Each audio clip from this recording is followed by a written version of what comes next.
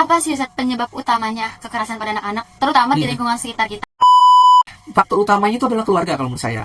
Keluarga adalah penjaga paling besar, penjaga anak-anak dari lingkungan.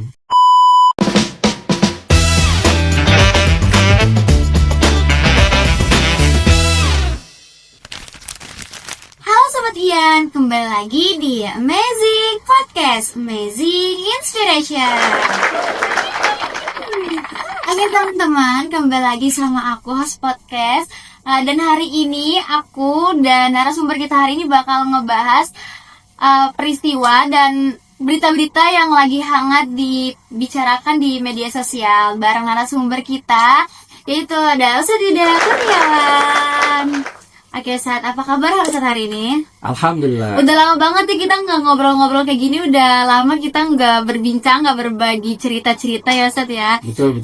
Nah, Kangen ya? Kangen ya. Teman-teman juga kayaknya di rumah udah kangen ya sama kita. Iya. Nah, aku tuh dari kemarin tuh lagi ini banget, suka lagi scroll-scroll kan. Mungkin hampir tiap hari aku nge-scroll TikTok, Instagram, dan di situ tuh aku banyak banget ngelihat yang bikin aku salfok tentang kekerasan pada anak. Banyak dari mereka tuh yang bikin konten bahwa mental mereka down gitu. Dan aku ada juga itu isu dari KBR 68, Komisi Nasional Perlindungan Anak atau Komnas PA mencatat ternyata kasus kekerasan terhadap anak di Depok, di Jawa Barat itu ternyata meningkat ya Ustaz ya. Ya kan meningkat. Nah, ketua Komnas ini yaitu artis Merdeka Sirait mengatakan kasus kekerasan di Depok itu mencapai 567 dari total 2.600 lebih kasus di Jabodetabek. Masya Allah. Ya, dari situ jadi sekarang tuh Depok menduduki peringkat kedua Ustaz. Dari yang dulunya itu peringkat keempat, sekarang naik jadi peringkat kedua. Malah naik ya? Iya, malah naik dalam kategori daerah yang banyak kekerasan pada anak Ustaz. Itu berarti sekitar 567 567. Itu sekitar 23%-an tuh. Iya. Berarti lumayan ya. Naiknya lumayan banget. 23% itu di peringkat 2 ya. Iya. Di sejabodetabek. Masya Allah. Ini tinggi banget kan ya Ustaz ya. Iya. Nah, secara politis dikatakan Depok itu kota yang layak anak ya Ustaz. Tapi di dalam faktanya justru malah jadi peringkat kedua ya dalam terhadap kekerasan pada berarti anak. bertolak belakang. Iya, bertolak belakang sama fakta yang ada gitu kan. Kita memang perlu kupas ini gitu. Kenapa di satu sisi Depok dinyatakan sebagai kota ramah anak, tapi di satu sisi dia dinyatakan sebagai kekerasan nomor 2 terhadap anak. Kan tinggi banget itu ya, 2. Betul. Iya, bahwa sebenarnya kalau kita bicara tentang kekerasan anak itu ada 4 jenis kekerasan. Yang pertama adalah kekerasan emosional. Pada saat itu anak misalnya dibentak, anak itu dipermalukan di depan umum gitu ya. Itu bentuk-bentuk dari ketika kekerasan emosional yang berujung-ujung mungkin bisa jadi dari kekerasan yang lebih lanjut. Yang kedua adalah penelantaran anak nih. Nah, ini penting sekali. Bisa jadi ini akibat dari orang tua yang sebenarnya belum siap nikah. Jadi pada saat nikah dia tidak siap secara ekonomi, terus akhirnya tidak bisa menyiapkan kebutuhan anak kan gitu. Bukan cuma sekedar makan gitu ya atau pakaian, tapi ada kebutuhan-kebutuhan lain yang memang diperlukan oleh anak. Ya misalnya dia perlu pendidikan yang baik, terus perlu tempat bermain yang nyaman seperti itu. Apalagi jika itu didukung oleh lingkungan yang kurang sehat, maka itu terjadi jadi beban emosional gitu di anak. Nah, yang ketiga itu adalah contohnya, yang ketiga adalah kekerasan fisik. Nah, ini lebih berat, kekerasan fisik. Nah, tadi dari penelantaran anak itu bisa jadi akhirnya jadi kekerasan fisik. Jadi misalnya orang tua ngerasa harus istirahat, anaknya rewel gitu. Akhirnya anak itu bukan cuma dibilangin dengan nada yang keras, tapi bisa juga main tangan. Padahal Islam mengajarkan tidak begitu ya. Islam tuh mengajarkan anak itu diingatkan sholat misalnya pada usia 7 tahun. Dan dia boleh dipukul di usia 10 tahun kalau nggak sholat.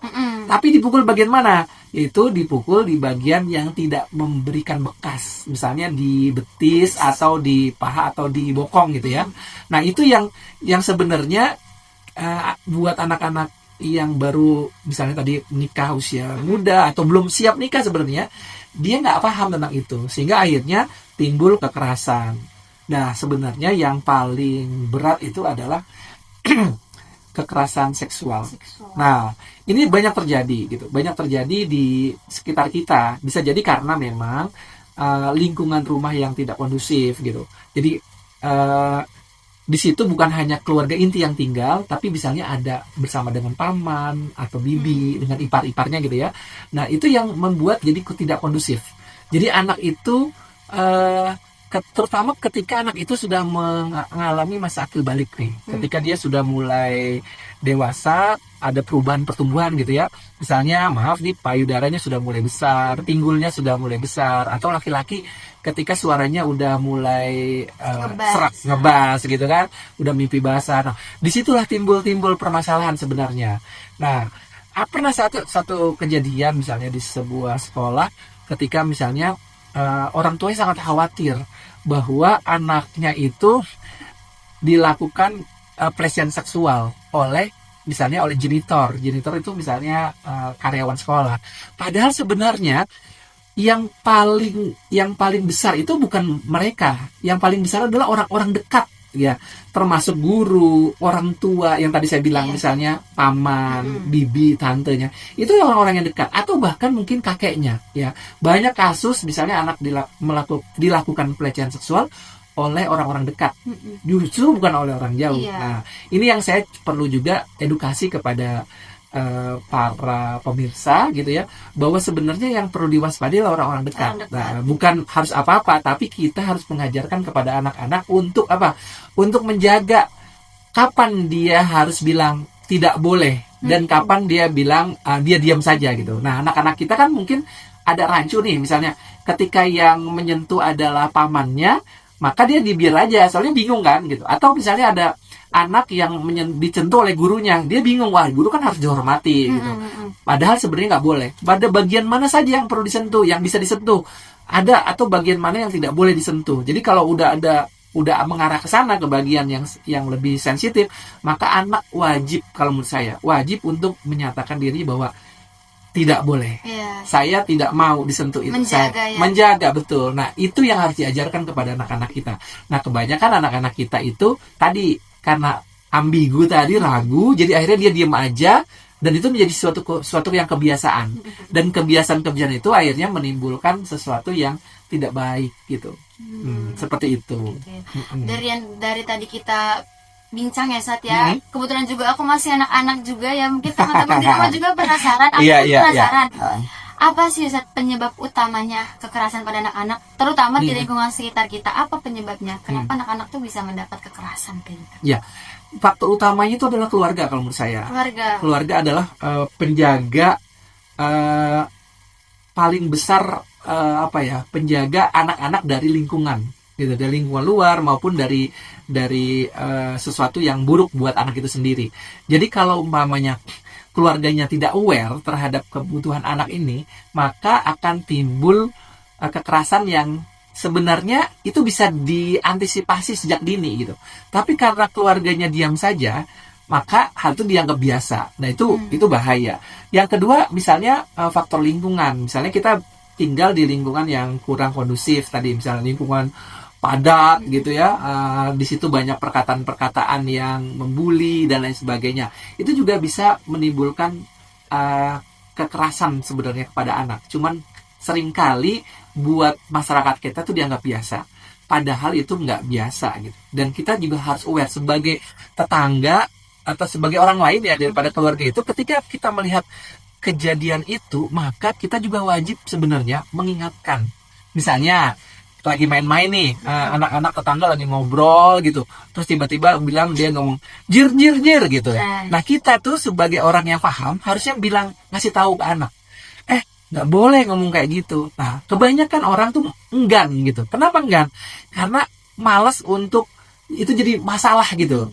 Entah ditegur, entah dianggap cerewet lah, entah dianggap sebagai ini kampungan lah segala macam gitu. Nah itu yang sebenarnya yang perlu kita suarakan gitu. Kalau kita ngelihat orang bisa dibully gitu kan, kita juga harus ngomong, karena salah satu yang nyebabin orang itu dibully sebenarnya yang salah itu bukan si pembulinya saja, tetapi orang yang menyaksikan dan diam gitu. Makanya kenapa negara kita jadi morat-marit kayak sekarang gitu, karena orang yang paham, orang yang baik itu diam gitu.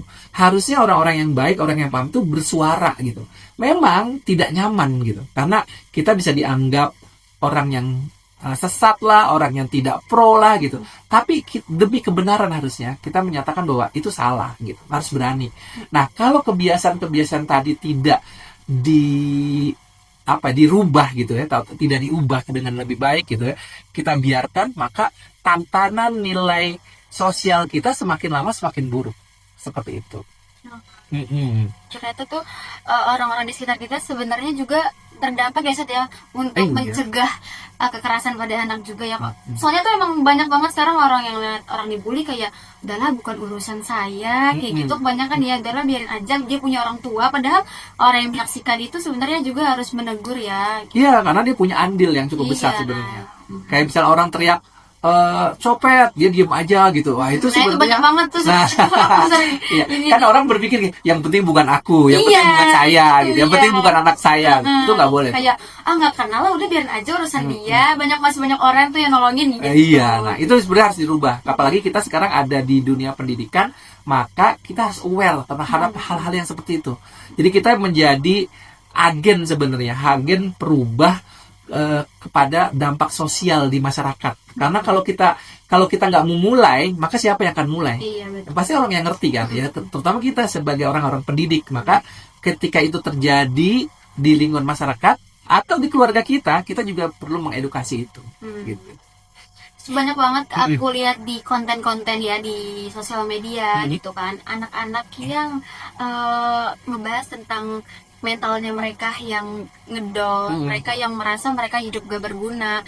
Pas aku lihat lebih lanjut, ternyata tuh mereka bikin konten itu karena mereka mempunyai masa kecil yang penuh kekerasan, atau enggak ya di sekarang ini mereka merasa kayak mereka nggak berguna, mereka selalu dibully lah atau mendapat kekerasan di lingkungan sekitar. Nah, di situ aku bertanya-tanya, apa sih Seth dampaknya, dampak kekerasan terhadap anak untuk perkembangan fisik dan mentalnya mereka itu kayak gimana? Wah, itu luar biasa. Pernah dengerin nggak kemarin berita terbaru mahasiswa di Boyolali kalau nggak salah itu, bukan mahasiswa, siswa SMP di Boyolali yang akhirnya gantung diri.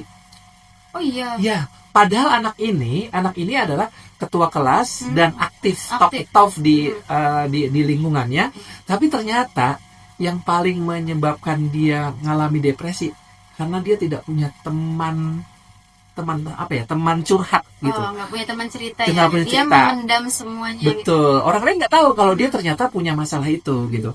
Nah, itu akibat hal yang lain nih. Akibat kerusakan rumah tangga. Jadi orang tua sama orang tuanya, ayah ibunya itu nggak harmonis gitu. Jadi itu yang membuat dia nggak nyaman, dan ketika dia tidak nyaman, dia nggak ada orang untuk tempat dia bercerita gitu, dan itu akhirnya dia gantung diri. Itu tragis banget tuh. Dan ternyata buat anak-anak yang depresi dan mengakhiri hidupnya itu di Indonesia termasuk tinggi loh. Oh iya. Iya, termasuk tinggi karena nggak punya teman yang baik gitu, teman curhat yang benar-benar buat teman curhat. Kebanyakan orang kan mau jadi teman yang bersenang-senang tuh. Iya, teman sekedar teman aja. Tapi teman untuk curhat tuh jarang gitu. Nah, ini juga penting gitu. Di selain karena tadi kan dampaknya buruk tadi ya. Dampaknya tuh bukan cuma dia cuman stres biasa, tapi sampai depresi dan akhirnya mengakhiri hidupnya. Dan itu amazing gitu ya, sedih gitu ngelihatnya. Di dampaknya tuh berpengaruh banget ya. Oh iya, betul. Soalnya pas ngeliat tuh kayak seharusnya anak-anak itu dilindungi ya Seth ya. Iya, betul. Ternyata banyak banget anak-anak seumuran aku yang udah depresi, yang udah mentalnya udah bener-bener ngedown banget. Bener kata Seth, bisa sampai gantung diri ya. Dan itu bukan cuma masalah di masyarakatnya marginal ya, tapi di masyarakat yang menengah ke atas juga terjadi sama. Ketika misalnya anak tidak melihat ada keharmonisan keluarga di rumah, kemudian dia nggak punya teman curhat, terus dia merasa sendiri dan akhirnya depresi gitu. Depresi itu makin lama makin parah dan akhirnya bunuh diri bisa macam-macam, bisa gantung diri, bisa motong urat di tangan, juga macam-macam. Itu kan pernah lihat ceritanya ya beberapa waktu lalu. Jadi ini yang penting sekali bahwa kita harus aware sebagai orang pendidik gitu ya, apalagi kita ngerti tentang ini, sebaiknya kita nggak bisa diam dan nggak boleh diam gitu. Kalau kita diam, kita juga sebenarnya salah. Ya, karena kebanyakan juga anak-anaknya juga diem aja kan, nggak mau cerita karena mereka merasa kayak takut juga biasanya untuk cerita gitu. Dia harus benar-benar punya orang yang dia percaya banget buat dia berbagi cerita gitu. Makanya orang itu harus punya kehidupan sosial yang baik gitu. Nah, karena kan manusia sebagai makhluk sosial ya, jadi nggak bisa sendirian gitu. Tempat curhat nggak bisa dia curhatnya sama robot, nggak bisa. Dia cerita sama orang gitu, dia punya perasaan gitu. Dari biar apa ya, anak-anak itu nggak merasa sendiri, pasti kan orang tua dan masyarakat itu punya peran kan. Saat apa sih peran mereka, peran orang tua, peran masyarakat untuk mencegah kekerasan terhadap anak-anak? Iya, ini butuh apa ya? Butuh orang yang memiliki pendidikan lebih baik sebenarnya. Ini kembali lagi kepada pendidikan, kembali lagi kepada ketika orang tua mau menikah itu dia harus sudah siap. Ketika dia nikah nanti, misalnya punya anak, dia harus bagaimana gitu. Harus belajar dulu sebelum nikah ya. Jadi nikah itu bukan cuma untuk memenuhi kebutuhan biologis gitu, tetapi juga dia harus punya berpikir jauh ke depan. Misalnya bagaimana menciptakan atau menumbuhkan generasi yang lebih baik dari dia misalnya. Nah itu kan penting gitu. Bukan cuma tadi yang saya bilang berhubungan dengan kebutuhan biologis saja gitu, tapi lebih jauh dari itu. Sehingga orang tua aware terhadap anak. Anak itu butuh apa sih gitu. Nah itu harus disiapkan. Demikian juga lingkungan yang baik. Bahkan kan dinyatakan bahwa kita harusnya pindah ke lingkungan yang baik kalau kita berada di lingkungan yang buruk gitu kan. Maka jangan pernah kita biarkan terhadap lingkungan yang buruk. Ini biasalah, kita bisa protek, nggak bisa. Karena tadi yang saya katakan tadi, bahwa manusia itu adalah makhluk sosial, dia nggak bisa hidup sendiri gitu. Pada saat bersama kita oke gitu. Karena saya juga punya pengalaman, ada anak yang diprotek sejak kecil dari lingkungan masyarakat yang buruk, kebetulan mereka tinggal di tempat yang buruk, tapi begitu dia lepas dari orang tua, mahasiswa maksudnya, ternyata dia masuk ke lingkungan yang tidak diketahui dan akhirnya buruk juga gitu. Dan itu lebih parah gitu. Nah makanya yang paling baik adalah ciptakan keluarga yang imun, anak-anak kita yang imun. Caranya seperti apa? Ya kita juga harus aware sama lingkungan kita perbaiki. Bukan cuma anak-anak saja kita perhatikan, tapi lingkungan juga. Sehingga dengan demikian anak ini harus tahu bahwa kalau ketemu sama si A yang kurang baik, dia harus bagaimana gitu. Kalau ketemu sama B yang punya karakter yang lain, dia harus bagaimana. Yang C ini karakternya sama-sama saya gitu. Jadi dia harus memilih teman-teman yang baik gitu. Sehingga dia punya tadi teman untuk curhat. Jadi nggak sempet dia depresi gitu. Kalau ada masalah, karena nggak, bahwa semua orang kan pasti akan dapat masalah. Nggak ada semua orang bebas dari masalah gitu. Betul. Nah ketika ada masalah, dia bisa menyelesaikan dengan baik. Kalau nggak bisa, dia punya teman curhat yang baik, sehingga dia ngasih saran, teman curhatnya kasih saran yang baik, sehingga dia bisa melepas dari rasa depresi itu. Setidaknya punya teman bercerita ya, satu biar betul. nggak memendam semua sendiri ya, karena bisa jadi stres gitu.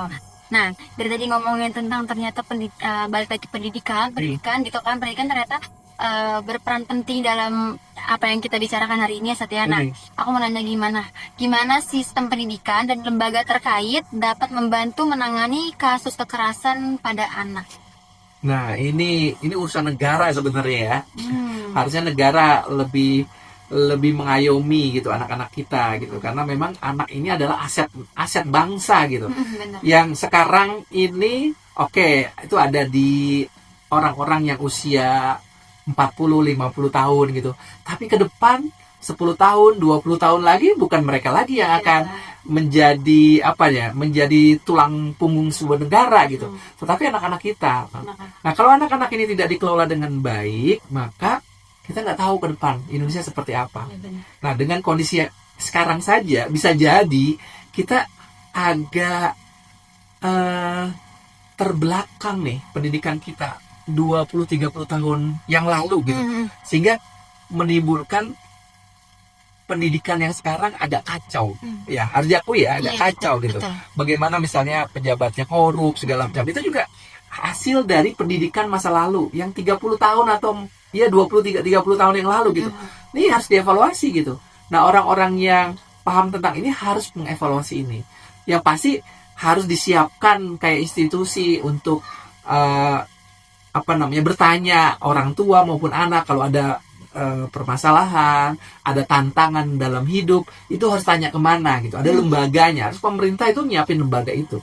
Kalau nggak ada lembaga, ya akhirnya rakyat atau masyarakat akhirnya mencari sendiri gitu ya. Tapi kalau ada lembaganya, berarti negara bertanggung jawab terhadap masyarakat, terhadap rakyatnya. Tapi kalau nggak ada lembaganya, kasihan. Sekarang sudah ada Komisi Nasional Perlindungan Anak gitu, walaupun belum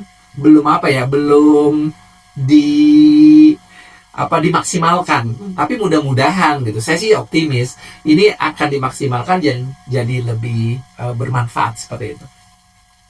Gitu ya, Sat. Jadi ternyata tuh berdampak juga ya, orang tua semuanya tuh ternyata punya peran dalam melindungi anak-anak ya, orang tua, masyarakat, negara, apalagi negara ya. Negara bertanggung jawab banget. Iya, makanya hati-hati jadi pejabat. Karena 10 tahun ke depan yang jadi tulang punggungnya anak-anak yang saat ini masih belajar ya gitu. Oke, aku jadi nggak penasaran lagi sama pertanyaan-pertanyaan yang tadi aku kasih ke Ustadz, karena sumpah aku benar-benar kayak bingung banget kalau lagi scroll TikTok tuh, kayak ternyata tuh anak seumuran aku tuh masih banyak ya yang mengalami kekerasan kayak gitu, ternyata masih banyak sampai mereka jadi PR ya. Iya, ternyata mereka tuh sampai ceritain kayak, aduh aku udah gak tahu harus gimana, aku kayak rasanya tuh hidup tapi kayak mati kayak gitu. Mereka banyak banget sampai melukai diri mereka sendiri untuk apa, untuk meluapkan emosi mereka kayak gitu. Teman-teman, jadi tolong sekarang teman-teman mending cari teman yang baik ya, saja minimal banget ya punya teman kayak gitu. Kayak aku sekarang nih, aku tuh punya teman yang bisa diajak berbagi, saling berbagi sama teman aku.